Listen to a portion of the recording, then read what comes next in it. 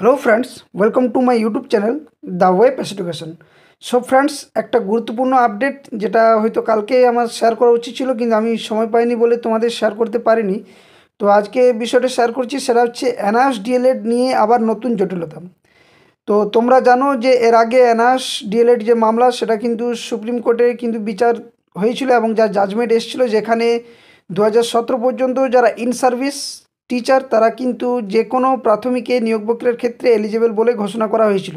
যেখানে অনেক রকম প্রশ্ন উঠেছিল যে 18 মাসের কোর্স কীভাবে 24 মাসের ডিএলএডদের ক্ষেত্রে সমানভাবে অগ্রাধিকার পাবে, বা গভর্নমেন্ট এডেড বা প্রাইভেট এডেড স্কুলের বিষয়টা ব্যাপারে অনেক কিছু একের পর এক কিন্তু প্রশ্ন আসে, এবং যার ফলে কিন্তু পরবর্তী ক্ষেত্রে একটা ফাইনাল জাজমেন্ট দেখা যায়। তো এই মামলারে কিন্তু আবার নতুন করে একটা শুনানি হয়, যেটা 21শে ফেব্রুয়ারি অর্থাৎ গতকাল কিন্তু একটা কেস হয়েছিল, যেটা ওয়েস্ট বেঙ্গলের দিক থেকে কিন্তু করা হয়েছিল, যেখানে পর্ষদের থেকে উকিল ছিলেন এবং পিটিশনারদের থেকে উকিল ছিলেন। এই সমস্ত কিছু নিয়ে একটা বাকবিতণ্ডা হয় এবং একটা নয়া মোড় তৈরি হয় এনআস ডিএলএড নিয়ে। তো তোমরা সকলে জানো যে কোড নাম্বার 11-তে বিস্তারিত এই মামলার কিন্তু শুনানি হয়। এই মামলার শুনানিতে বিভিন্ন তাৎপর্যপূর্ণ নির্দেশ দিয়েছিলেন বিচারপতি, এবং কি কি নির্দেশ দিয়েছিলেন বিচারপতি PS নরসিমা রাও মহাশয়, সেটা আমি তোমাদের বিস্তারিত ভিডিওর মাধ্যমে জানাবো। তো সকলকে অনুরোধ করবো ভিডিওটা শেষ পর্যন্ত দেখো। যারা চ্যানেলে নতুন আছো চ্যানেলটি সাবস্ক্রাইব করো এবং বেল নোটিফিকেশন অন করো, এবং ভিডিওটি শেয়ার ও লাইক অবশ্যই করো। এখানে অনেক কিছু প্রশ্ন এবং তথ্য তোমাদের সামনে শেয়ার করব, যেগুলো থাম্বনেলে দেখতে পাচ্ছ, যে এনআসদের কি আবার নতুন শুনানি হবে, বা কারা ভ্যালিড, গভর্নমেন্ট এডেড বা প্রাইভেট এডেড স্কুল, কোন কোন টিচাররা যারা এনআস করেছে তারা ভ্যালিড, ইন সার্ভিস কারা ভ্যালিড, 9533 যে 2022 রিক্রুটমেন্ট প্রসেস, সেখানে কি এনআস আবার যুক্ত হবে। এই সম্পূর্ণ বিষয়গুলো আমি তোমাদের সামনে শেয়ার করব। তো মন দিয়ে শোনো, কেউ স্কিপ করবে না, সমস্ত প্রশ্নের উত্তরগুলো পেয়ে যাবে। তো তোমরা জানো যে 21শে ফেব্রুয়ারি কোড নাম্বার 11-তে বিচারপতি PS নরসিমহা মহাশয়ের বেঞ্চে শুনানি হয়, এবং এখান থেকে কিন্তু সরকারি ভার্সেস যে প্রাইভেট স্কুল, এটা নিয়ে কিন্তু একটা মানে ক্লারিফিকেশন চাওয়ার জন্য বা আনার জন্য, যে ফাইনাল জাজমেন্ট যা বলা হয়েছে তার সাথে একটা ইমপ্লিমেন্ট করার জন্য একটা বিষয় উঠে আসে, এবং যেটা পিটিশনারদের তরফ থেকে কথা বলছিলেন গোপাল শঙ্কর নারায়ণ মহাশয়, এবং অন্যদিকে পর্ষদের থেকে কথা বলছিলেন জয়দীপ গুপ্তা মহাশয় স্যার। তো এখানে মূল বিষয়টা হচ্ছে যে একটা ইমপ্লিমেন্টের কথা। তো প্রথমত PS নরসিমহা স্যার বিষয়টা জানার চেষ্টা করলেন যে ডিএলএড বিষয়টা কী। তো তিনি যে পর্ষদের তরফ থেকে ছিলেন, তিনি তো বললেন যে ডিপ্লোমা ইন এলিমেন্টারি এডুকেশন, এবং তারপর উনি বিস্তারিত বিষয়টা বললেন, যেটা হচ্ছে যে 24 মাসের এখানে ডিএলএড সম্পূর্ণ করা হয়, যেটা 2009-এর যে এনসিটি গাইডলাইন বা রুলস অনুসারে কিন্তু এটা করা হয়। এবং সেক্ষেত্রে যে এনআস ব্যাপারটা, এনআসদের যে মানে ডিউরেশনটা, কোর্স ডিউরেশনটা, সেটা হচ্ছে 18 মাস। এবং এটা নিয়ে কিন্তু যে ফাইনাল জাজমেন্ট এসেছিলো, সেখানেও কিন্তু এই মামলার শুনানি হয়েছিল, এবং এটা নিয়ে কোনো আর দ্বন্দ্ব সেই মুহূর্তে কিন্তু থাকেনি। কারণ ওখানে বলা হয়েছিল যে ইন সার্ভিস যারা 2017 পর্যন্ত, তারা কিন্তু ভ্যালিড হবে যে কোনো প্রাথমিক নিয়োগ প্রক্রিয়ার ক্ষেত্রে। কিন্তু মূল বিষয়টা হচ্ছে এটাই, যে কারা ভ্যালিড, যারা প্রাইভেট স্কুল থেকে এনআস করছিল এবং প্রাইভেট স্কুলে জব করেছিল, সেই সমস্ত টিচার ভ্যালিড এনআসরা, নাকি গভর্নমেন্ট এডেড যে সমস্ত প্রাইভেট স্কুল, সেগুলোতে যারা এনআস ডিগ্রি থেকে যারা পড়াচ্ছিলেন বা পাঠদান করেছিলেন তারা ভ্যালিড। তো এই প্রশ্নটার জাজমেন্ট নানানভাবে আসে, এবং যেখানে কিন্তু 61 নম্বর সিরিয়ালে এই মামলার কিন্তু সাপ্লিমেন্টারিভাবে শুনানি হয়।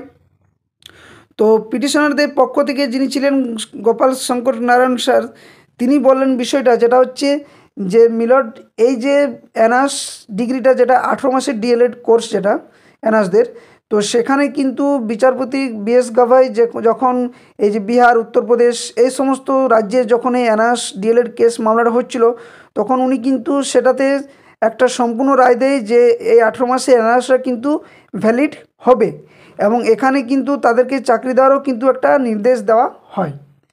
কিন্তু যখন বিষয়টা হচ্ছে যে এটা হচ্ছে ওয়েস্ট বেঙ্গলের মামলা, এবং এই ওয়েস্ট বেঙ্গলের ক্ষেত্রে কিন্তু একটা হিউজ পরিমাণ কিন্তু ক্যান্ডিডেট রয়েছে। তো এই যে যে 18 মাসের অ্যানার্স ব্যাপারটা ভ্যালিডটা, সেটা কিন্তু কি ওয়েস্ট বেঙ্গলে যেহেতু একটা 2022 স্টেট যে রিক্রুটমেন্ট প্রসেস, সেখান কি ভ্যালিড হবে কি ইনভ্যালিড হবে সেটা নিয়ে বিষয়। কারণ এখানে কিন্তু একটা যখন কলকাতা হাইকোর্টে যখন একটা শুনানি হচ্ছিল অ্যানার্স কেস নিয়ে বা অ্যানার্স ডিলের মামলা নিয়ে, তখন কিন্তু বিভিন্নভাবে যারা অ্যানার্স করেছে, হয়তো দেখা গেছে যে তাদের যে কোর্স ডিউরেশনটা যে 18 মাসের কোর্স ডিউরেশনটা সেটা কিন্তু কমপ্লিট হওয়ার যে বিষয় সেটা নিয়ে যে সার্টিফিকেট দেওয়া হয়, হয়তো তারা 18 মাসের করেনি, কিন্তু যে ডিউরেশন কোর্স ডিউরেশন সেটা কিন্তু আগের থেকেই সাবমিট হয়ে গেছে।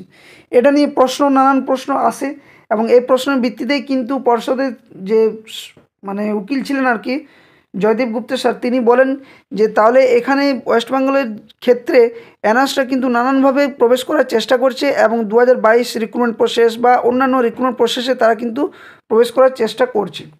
তো তখন কিন্তু যে মানে পিটিশনারদের পক্ষ থেকে যে উকিল ছিলেন শঙ্কর নারায়ণ মহাশয়, তিনি একটা বক্তব্য বলেন যে স্যার, যেহেতু বিহার এবং উত্তরপ্রদেশে এনআরএস ডিএলএডরা ইন সার্ভিস হিসেবে তারা কিন্তু প্রাথমিক নিয়োগের ক্ষেত্রে তারা চাকরি পেয়ে গেছে, এবং এটা বিএস গভর্নর অর্ডার দিয়েছিলেন 20 নভেম্বর 2023, এবং যার ফলে কিন্তু এটা সেই দিন থেকে কিন্তু কার্যকরী হয়ে যায়।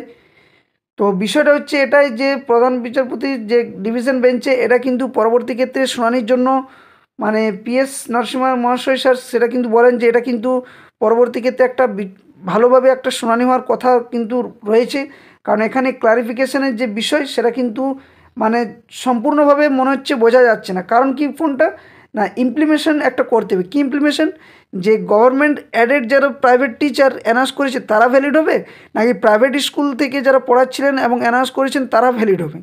তো এই প্রশ্ন নিয়ে বারবার প্রশ্ন জাগছে, এবং যার ভিত্তিতে কিন্তু অনেকেই প্রশ্ন করছে যে 9533 যে প্যানেল সেখানে কি এনআরএস যুক্ত হবে।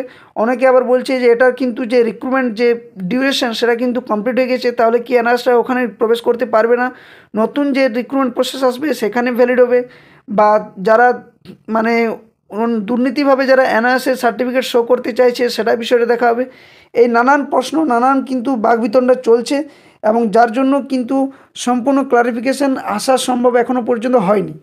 তো এটা প্রধান বিচারপতির ডিভিশন বেঞ্চে আশা করছি পরবর্তী ক্ষেত্রে অনারেবল চিফ জাস্টিস সঞ্জীব খান্নার ডিভিশন বেঞ্চে আশা করছি শুনানি হবে, যার জন্য কেসটা ফরওয়ার্ড করা হয়, এবং এই ইমপ্লিমেশনের যে ব্যাপারটা যে গভর্নমেন্ট অ্যাডেড বা প্রাইভেট স্কুল বা ইন সার্ভিস এই সমস্ত ক্লারিফিকেশনের জন্য একটা মানে বিশেষ করে ওয়েস্ট বেঙ্গলের যে নিয়োগ প্রক্রিয়াগুলো হয়েছে সেখানে এনআরএসদের এখনও পর্যন্ত যেহেতু সুযোগ দেওয়া হয়নি, সেক্ষেত্রে কিভাবে তাদের সুযোগ দেওয়া হবে, বা কারা ভ্যালিড থাকবে বা কারা ইনভ্যালিড থাকবে, কোন কোন স্কুলে যারা মানে পড়াচ্ছিলেন এবং অ্যানাউন্স করেছেন কারা ভ্যালিড থাকবে, এটা নিয়ে প্রশ্ন বারবার থাকছে, যার জন্য পরবর্তী শুনানি হবে।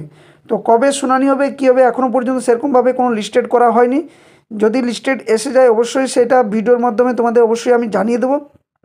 তো এখানে কিন্তু এনআরএস ডিএলএড যে মোদ্দা কথা বিষয়টা বলতে চাইছি যে এনআরএস ডিএলএড নিয়ে কিন্তু আবার জটিলতা তৈরি হচ্ছে, কারণ ক্লারিফিকেশন পাচ্ছে কিন্তু যে বিভিন্ন রাজ্যের হাইকোর্ট সেখানে কিন্তু ক্লারিফিকেশন নিয়ে একটা দ্বন্দ্ব থেকে যাচ্ছে, ভ্যালিড ইনভ্যালিড ব্যাপারটা, প্রাইভেট গভর্নমেন্ট এডেড স্কুলের ব্যাপারটা, ইন সার্ভিস কারা কারা ভ্যালিড হবে, এটা নিয়ে মানে একটা যে জটিলতা সেই জটিলতা এবং যে জাজমেন্ট সেই জাজমেন্টের মধ্যে একটা মানে পরিষ্কার যে যে রায়টা সেটা কিন্তু বোঝা যাচ্ছে না।